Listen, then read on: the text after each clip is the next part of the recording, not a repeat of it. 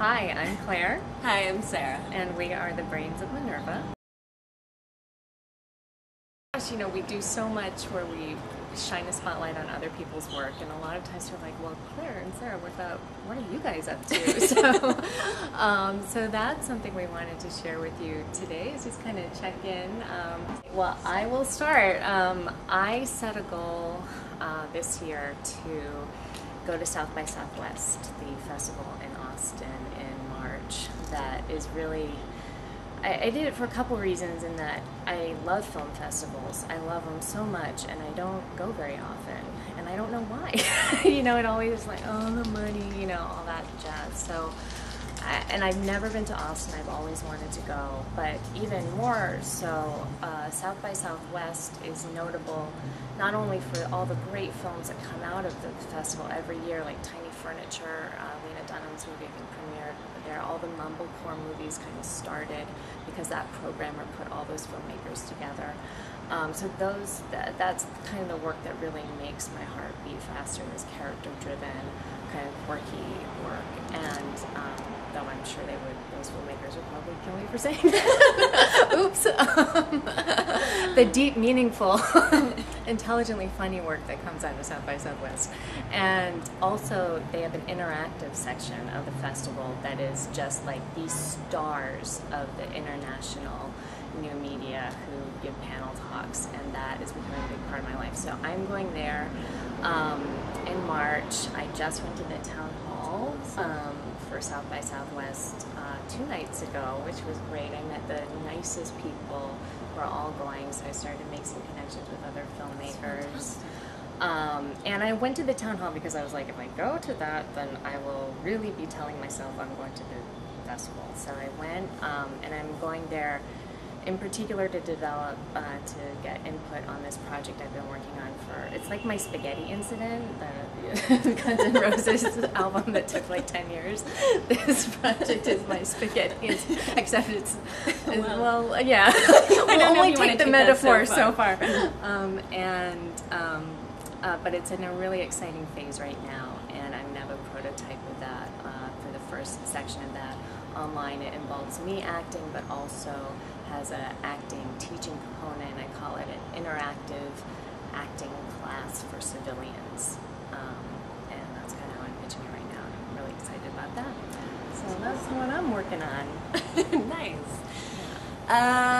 Where to begin? I guess the project that I'm thinking about most right now, these days, this week, is I have a film that I have been developing. It's a property that I purchased the option to with a partner.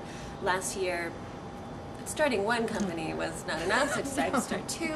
So I also started a production company called Term of Art, and our first property was optioning a play, and we've now been developing that into a screenplay. We're working with a writer, and we've just had, we're very close to having a draft that we're going to go out with, and we also have a whole series of meetings set up with kind of, I can't even say who, but like people I would have thought were totally aspirational. But in you're terms of going to tell me co-productions. who they are later, Yes, right? I'll tell you, but I don't think I can tell the world yet because we haven't even met them, so, you know.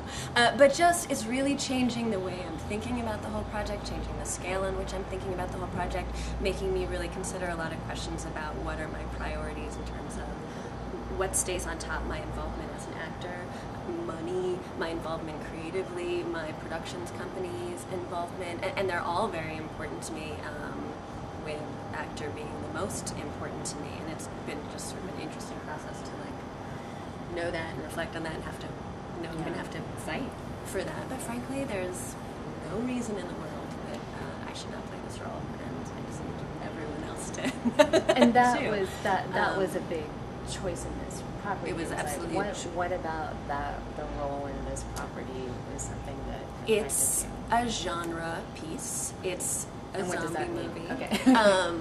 And it's not, horror movies in general are, and this is something we've talked about so much with your horror project, I mean, it's a genre that is so open to non-names, non-stars, because the genre itself has such fans and such box office appeal that it doesn't necessarily need sort of a name star. So there's that. There's also the fact that there's 3 other great roles in it.